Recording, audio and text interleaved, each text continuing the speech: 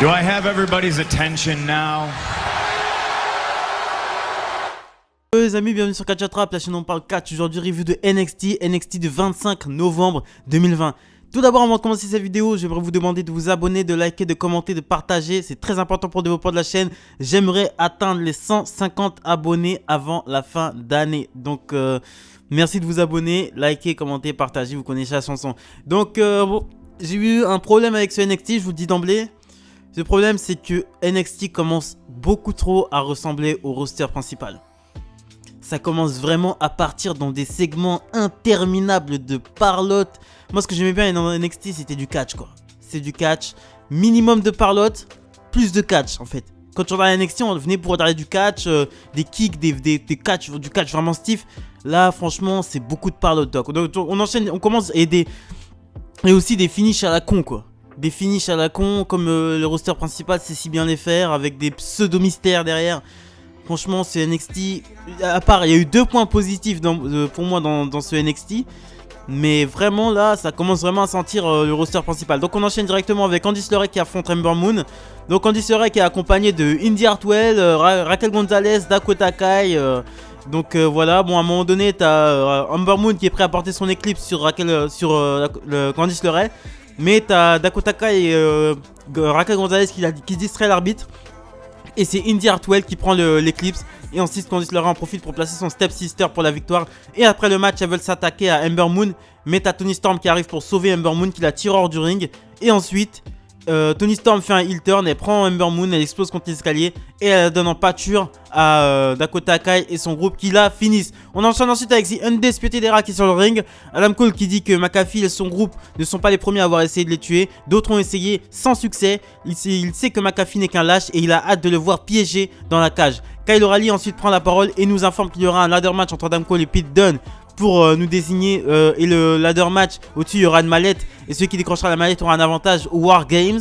Donc Kyle O'Reilly demande à Adam Cole de lui laisser sa place. Adam Cole accepte parce que Kyle O'Reilly avait... Pete Dunne avait fait son heel turn sur Kyle O'Reilly en fait. Donc ils veulent se venger de ça.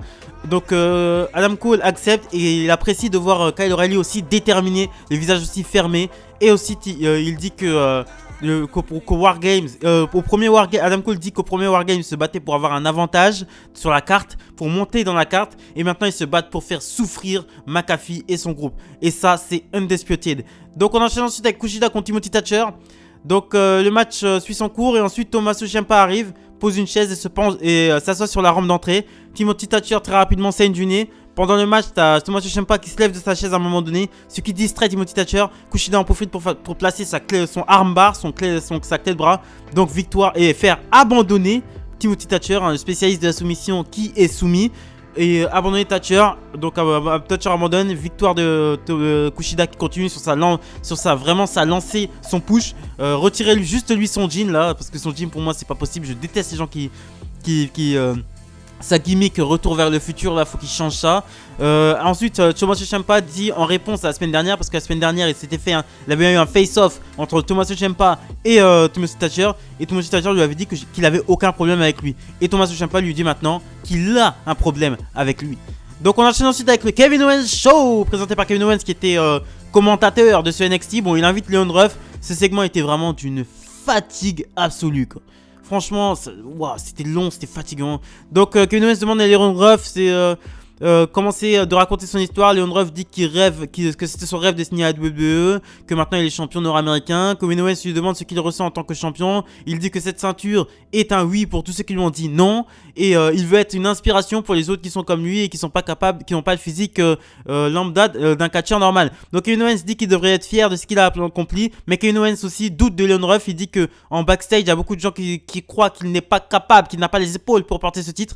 Leon Ruff répond qu'il a battu Gargano 2 fois, et Owens lui dit attention, à chaque fois que deux fois qu'un nom est dit dans le Kevin Owens Show, au bout de 3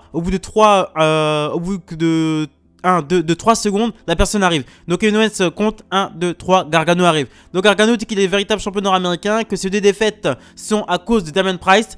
Et Kevin Owens lui dit attention, il répète ce qu'il a répété à Leon Ruff plus tôt, que à chaque fois qu'un prénom est répété dans le Kevin Owens Show, au bout de 3 secondes, la personne arrive. Donc il compte 1, 2, 3, personne, 1, 2, 3, personne. Et il dit ah, c'est c'est agréable de voir que que personne ne vient quand on dit son nom. Et Damien Price, excusez-moi, là arrive et dit que Gargano et que Ruff est meilleur que Gargano. Et ensuite il pousse Gargano. Ensuite Gargano pousse Leon Ruff. Damien Price se met entre les deux. Damien Price rappelle qu'il veut affronter les deux. Kevin Owens dit que c'est dommage qu'il n'y a plus Teddy Long pour annoncer les triple straight match. Et pour Teddy Long, moi je me souviens aussi là je fais une parenthèse. J'aimais bien quand il annonçait les matchs contre l'Undertaker. J'adorais quand il a annoncé les matchs contre l'Undertaker. Bon bref, on ferme la parenthèse. Il dit 1, 2, 3. En fait il dit que voilà, il a cité le nom de Theodore Long. Donc il devrait y avoir Theodore Long qui se pointe au bout de 1, 2, 3. Il compte 1, 2, 3. Mais c'est William Regal qui arrive et qui nous annonce qu'il y aura un match pour le titre nord-américain. Il nous annonce qu'on savait déjà. Donc Damien Price, Johnny Gargano contre Leon Ruff pour le titre nord-américain. Ils s'affronteront au TakeOver War Games. On enchaîne ensuite avec Cameron Grimes contre Jack Atlas. Victoire très rapide de Cameron Grimes, ce qui est normal avec son Gavin. Et ensuite après la victoire, Dexter Lumis vient faire une apparition. Cameron Grimes fuit. Et ensuite Dexter Lumis sort une strap. La balance à Cameron Grimes. Cameron Grimes ne comprend pas trop. Et ensuite Dexter Lumis met une petite vidéo sur le titre entrant. Une petite compilation des fuites successives de Cameron Grimes. Cameron Grimes là prend encore la fuite.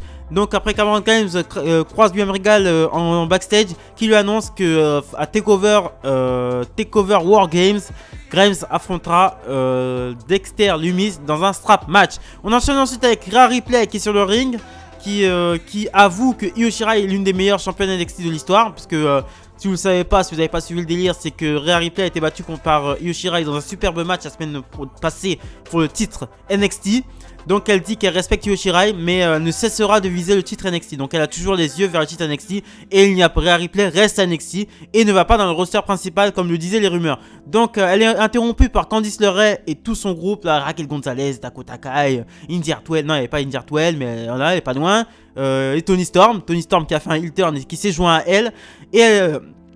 Et elle dit que voilà, elle quand elle a perdu contre Io Shirai, c'était grâce à cause d'interventions. Et Rhea Ripley a perdu clean. Donc elle compare sa situation, elle dit qu'elle est meilleure que Rhea Ripley, blablabla. Et ensuite t'as Raquel Gonzalez qui se ramène. Elle se ramène pas seule, elle se ramène avec le corps d'Io Shirai. Io Shirai qui a l'air d'avoir passé un sale quart d'heure. Et ensuite les 4 femmes montent sur le ring et font passer aussi un sale quart d'heure à Rhea Ripley. Donc Toni Storm, Candice LeRae, Dakota Kai et Raquel Gonzalez sont les premières femmes, la première team féminine. Donc pour les Wargames, donc elles feront face sûrement à Rhea Ripley, Ember Moon, Io Shirai et voilà, et tout le team. On enchaîne ensuite avec Xia Li qui est dans Eboa, hein, qui sont en voiture en route pour aller rejoindre leur maître. Donc ils sortent de la voiture, ils vont rejoindre leur maître dans une sorte de hangar, l'entrée d'un garage.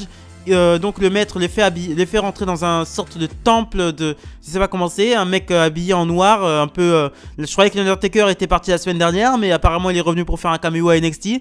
Donc il met une petite capuche noire, un mec avec une petite capuche noire, Xia Li et Boa se prosternent devant lui, pleurent et jurent de ne plus jamais perdre. Et ensuite on lui remet juste une petite marque sur la main et le segment en finit là. Donc encore ce mystère, encore avec Xia Li, ce mystérieux maître chinois.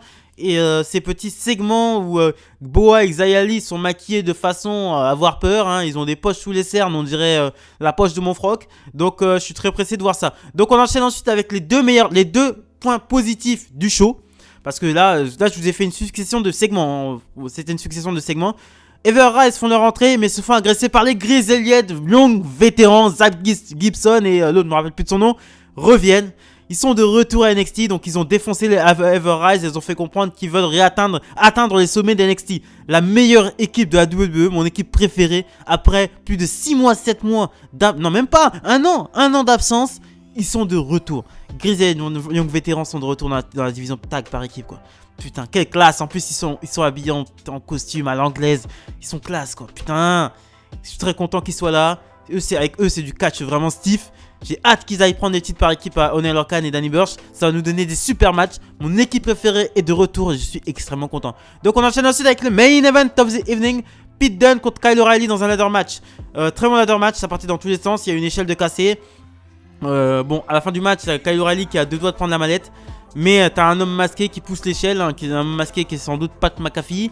Kyle O'Reilly se bouffe les cordes et Pete Dunne en profite pour décrocher la mallette et avoir l'avantage pour le War Games. Voilà comment se termine NXT du 25 novembre 2020. Voilà, j'ai rien d'autre à dire sur ce NXT à part que ça commence à devenir comme le roster principal et ça commence à me... J'ai moins en moins de plaisir à regarder du NXT quoi. Donc parce que tout simplement ils mettent moins en moins de catch et plus en plus de segments inutiles. Donc voilà. Donc voilà, c'est ce que je pensais du NXT du 25 novembre 2020. Abonnez-vous, likez, commentez, partagez, très important pour développer de la chaîne. Bientôt les 150 abonnés. Salut les amis.